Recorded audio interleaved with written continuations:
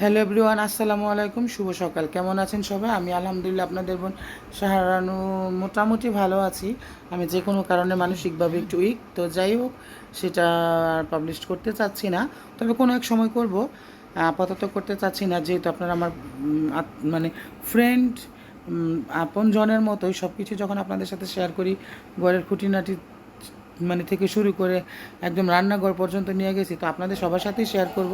তো যাই হোক, এখন আর কথা বাড়াবো না। এখন কথা হচ্ছে বাড়িতে কিছু গেস্ট আসবে, 4-5 জনের মতো, তো তাদের জন্য রান্না করতে হবে। তো আমি এখন বাজে প্রায় 8:30, আর আমি ব্লগটা শুরু করছি এখন থেকেই, নয়তো আসলে করা হয়ে ওঠে না।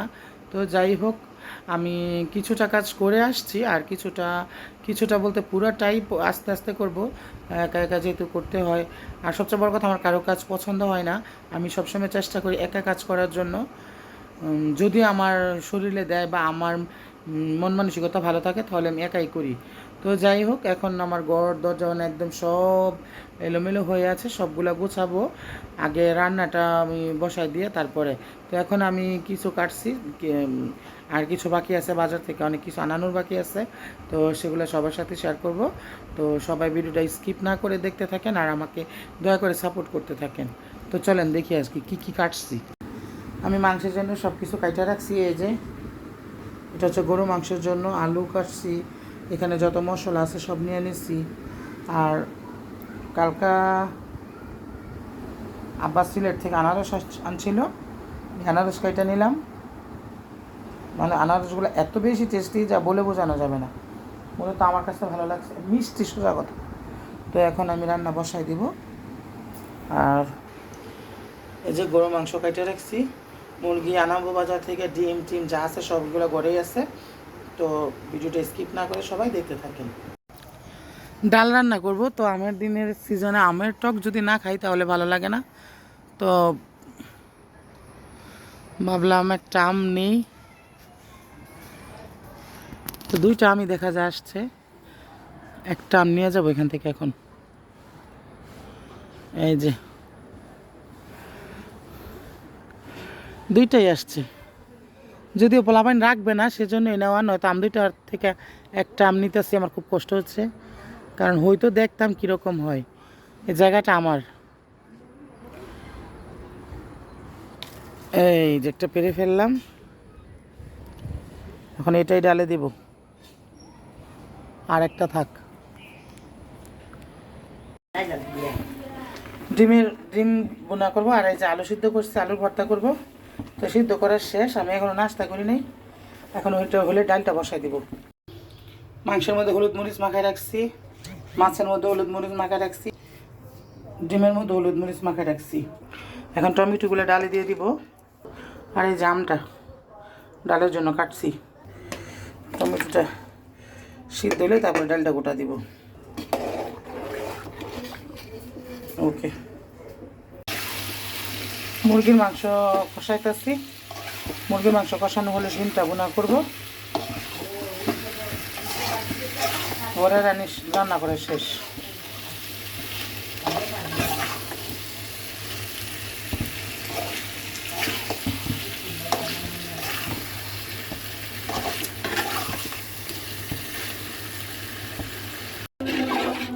ডাল রান্না করা শেষ, আর এখানে মাংস রান্না করা শেষ। হ্যাঁ, তো এখানে আমার সব কিছু রান্না টান্না শেষ করে আমি আসছি আলু ভর্তা বানাতে। আর আলু ভর্তাটা মেহমানরা অনেক পছন্দ করে, যে মেহমান আসবে বিশেষ করে, তাই আলু ভর্তাটা বানানো হয়েছে।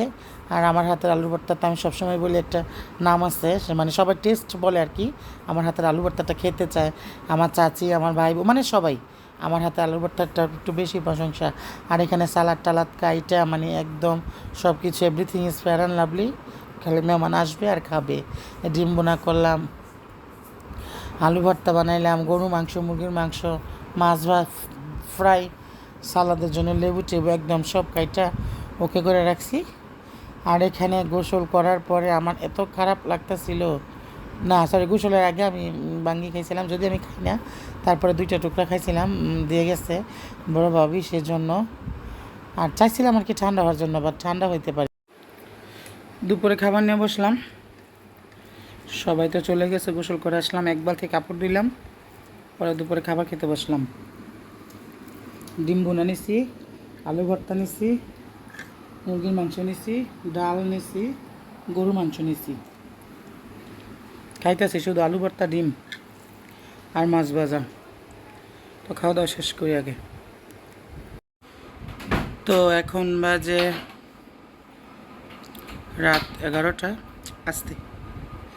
আর রাতে কিছু খাবো না, একটু সেমাই নিছি, সেমাই খাওয়ার জন্য সেমাই খাবো।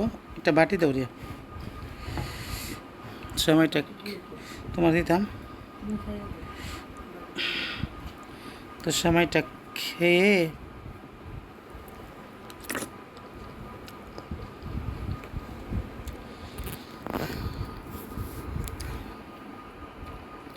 দাঁতটা ব্রাশ করে তারপর শুয়ে থাকবো। তো যাই হোক,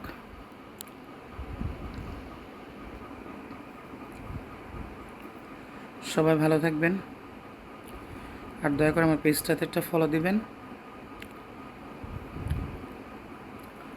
আসসালামু আলাইকুম, আল্লাহ হাফিজ।